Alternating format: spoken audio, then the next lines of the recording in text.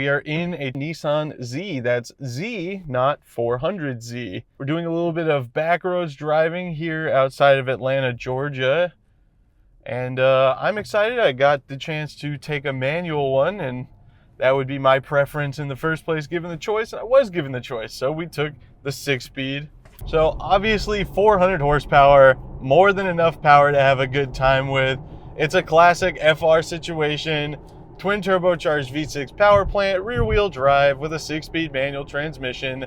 Just about all you could ever ask for a set of windy roads. Now, I've put the Z at a very high pedestal in my head, having yet to drive one. And so far, I'm having a pretty good time. We did receive a warning, though, that there are plenty of sheriffs out driving around, and as wonderfully hospitable as Bridgestone has been, they did not offer to cover speeding tickets. So we're gonna keep that in mind.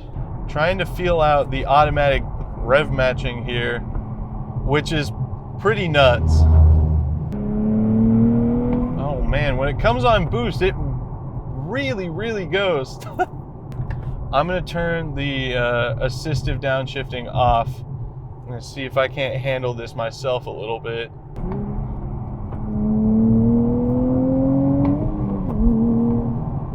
Not bad, not bad.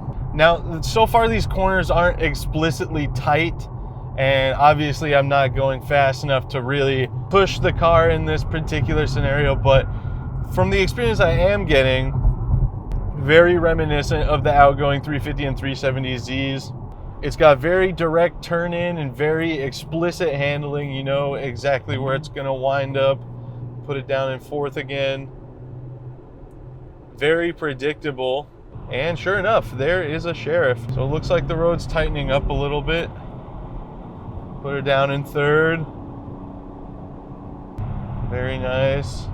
Not squirrely on the liftoff, which is a great thing.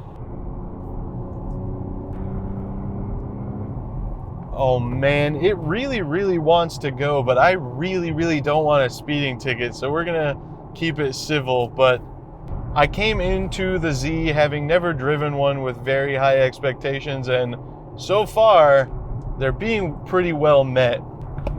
I'm gonna throw it down a couple gears and see how it looks with the turbo lag. So we're at about 4,500. Full boost pretty much instantly. There is a little bit of lag, but thankfully there's enough bottom end from it being a V6 power plant that it's not so aggressive that you're going to be hyper aware of it. If you're driving it at 10/10ths anyway, you're going to be well into the boost range on your downshifts, especially in like a racetrack situation where you're going to be staying in that power band more. But when you are just kind of out cruising around like this, pulling it out of the lower end stuff and into the boost range is not bad at all. Very distinctive classic Z soundtrack on this thing. Obviously, it's not the VQ platform engine that is very notorious for having that trumpet sound, but it is still a dual overhead cam Nissan V6, the VR30 DETT, and it does carry a pretty similar exhaust note. The old brass section is back. As the road's tightening up a little bit, I'm going to get to play with the shifter a little bit more, but so far, even without the assistive downshifting on, it's very intuitive, simple to get into the right RPM range for the downshifts, fast, quick shifts. The shifter feels pretty good. It's pretty notchy, pretty tight, but not quite to like an aftermarket short shifter level to the point where it'd be a little bit obnoxious. There's a little bit of, I won't say play, more forgiveness I could see being extremely beneficial in a daily driving situation. There is a little bit of a weird feeling going from fourth to fifth because you obviously with the Nissan, the sixth gear is going to be right and down. So when you go for fifth gear, you can push the shifter all the way over and miss the gear because you're aligning it for the reverse gear. Otherwise, everything's pretty simple, pretty intuitive. The shifts very nicely, both up and down. I'm gonna turn the assisted shifting back on because I want to see, it's so fast. It knows what gear you're in and it just immediately revs to it. So I'm going to see if it can do something dumb like a 5.3. Sure can, instantly too. That's insane. I'm a little bit of an old school guy in that I like to do my own rev matching, because where's the fun if you can't get punished for your wrongdoing when you're driving a car, right? So it is a very cool technology, but I'm going to go ahead and shut that back off. I'm having a good time doing it myself. I will also note that it's like 80 degrees outside, but my hands are freezing. So if for some reason a contention point for you not wanting a Z was that the AC might not be good, I can tell you that it definitely is. Okay, it looks like we're coming up to a slower speed zone, which gives me some hope that we'll be running into some tighter corners, and it looks like we are.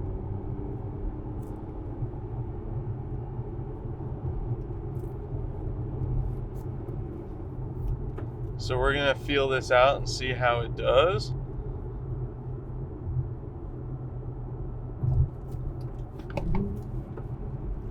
Down into third for this guy. No problem at all. The recommended speed limit on that corner was 35. Without incriminating myself, I can tell you I was going a little bit faster than that. Another thing I'm kind of blown away by with this thing is how roomy it is. I'm 6'3", and unfortunately right now about 240 pounds, but the seat bolstering still fits me very, very nicely, and I have quite a bit of headroom. I might struggle to get in one of these with a stock seat and a helmet, but I don't know. There could be just enough clearance there that would be okay. I don't know what kind of weight we got for the flywheel, but it just right up, no problem.